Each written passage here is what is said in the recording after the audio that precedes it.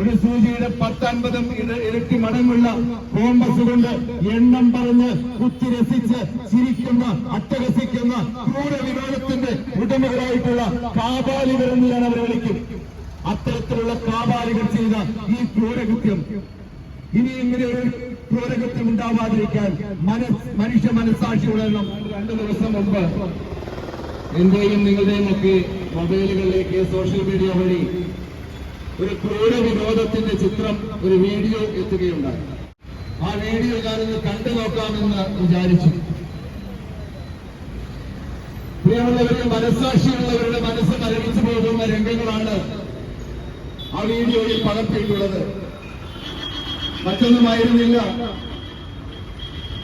നമുക്കറിയാം, നമ്മളുടെ മക്കളെ, നമ്മളുടെ അനിയനെ, നമ്മുടെ അനുജത്തിയൊക്കെ കോളേജുകളിലേക്ക് പറഞ്ഞു വിടുന്നത് വിദ്യാഭ്യാസം നേടി വിജയിച്ചു വന്ന് ഒരു തൊഴിൽ നേടുന്ന ഒരു വേദിയാണ്. അങ്ങനെ കോട്ടയം മെഡിക്കൽ കോളേജിലെ നഴ്സിംഗ് കോളേജിലേക്ക് പഠിക്കുവാൻ പോയ ഒരു പാവപ്പെട്ട നിർദ്ധനായ ഒരു വിദ്യാർത്ഥിയെ, ഒരു അനുജനെ അവരുടെ സീനിയർ വിദ്യാർത്ഥികൾ അതിക്രൂരമായി റാഗിംഗ് ചെയ്യുന്ന വേദനിപ്പിക്കുന്ന രംഗമാണ് നമ്മളൊക്കെ കണ്ടത്. വളരെ വേദന തോന്നുന്ന ചിത്രമാണ്, വേദന തോന്നുന്ന ഒരു രംഗമായിരുന്നു അതിൽ നമ്മൾ കണ്ടത്. പച്ച മാംസത്തിലേക്ക് കോമ്പസ് കുത്തിയിറക്കുന്ന മനുഷ്യത്വരഹിതമായ പ്രവൃത്തിയാണ് അവിടെ ആ സീനിയേഴ്സ് കാണിച്ചത്. നമുക്കറിയാം, സീനിയേഴ്സ് എന്ന് പറയുമ്പോൾ ഒരു കോളേജിലേക്ക് കടന്നു വരുന്ന ജൂനിയേഴ്സിന്റെ സംരക്ഷകരായി നിലനിൽക്കേണ്ട വ്യക്തികളാണ്, കൂട്ടുകാരാണ്. അവരാണ് ഈ ക്രൂരകൃത്യം ചെയ്തത്. നമുക്കറിയാം, റാഗിംഗ് എന്ന് പറയുന്നത് പല സ്ഥലങ്ങളിൽ പണ്ട് കാലങ്ങളിലൊക്കെ റാഗിംഗ് ഉണ്ടായിരുന്നു. ഞാൻ പല സ്ഥലങ്ങളിലും ട്രെയിനിങ് നടത്താൻ പോകുന്ന വ്യക്തിയാണ്. ട്രെയിനിങ് നടത്താൻ പോകുമ്പോൾ അവിടെ ഗെയിമുകൾ നടത്താറുണ്ട്. എന്താ ഗെയിമുകൾ?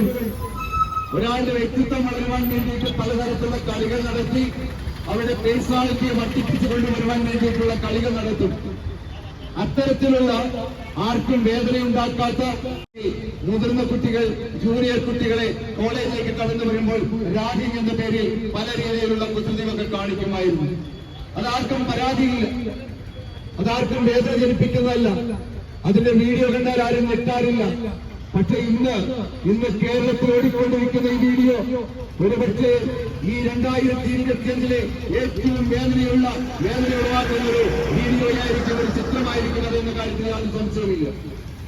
ഇത്രമാത്രം ക്രൂരമായ വിനോദമാണ് അവർ അവിടെ ചെയ്തു വെച്ചിരിക്കുന്നത്.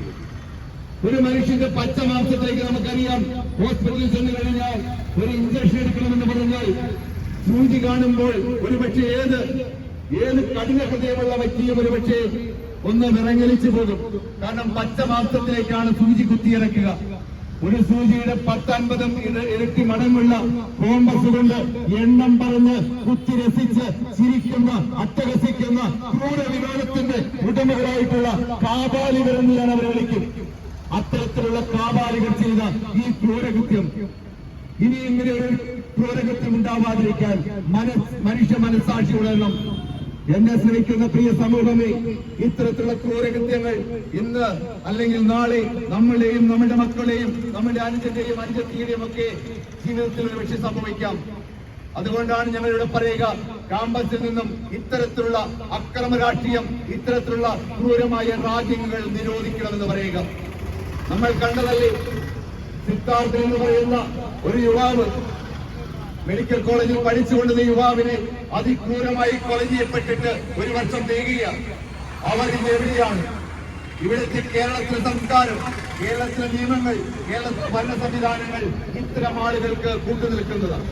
ഇത്തരം ആളുകൾക്ക് കൂട്ടുനിന്നുകൊണ്ട് അവർക്ക് സംരക്ഷണം കൊടുത്തുകൊണ്ട്, അവർക്ക് പരീക്ഷ എഴുതുവാനുള്ള അനുവാദം കൊടുത്തുകൊണ്ട്, അവർക്ക് വിജയിക്കാനുള്ള സംവിധാനങ്ങൾ ഒരുക്കി, പരീക്ഷാ പേപ്പറും ചോദ്യപേപ്പറും ഒക്കെ കൊടുത്തുകൊണ്ട് ഇത്തരത്തിൽ ആളുകളെ വിജയത്തിലേക്ക് കൊണ്ടുവരും.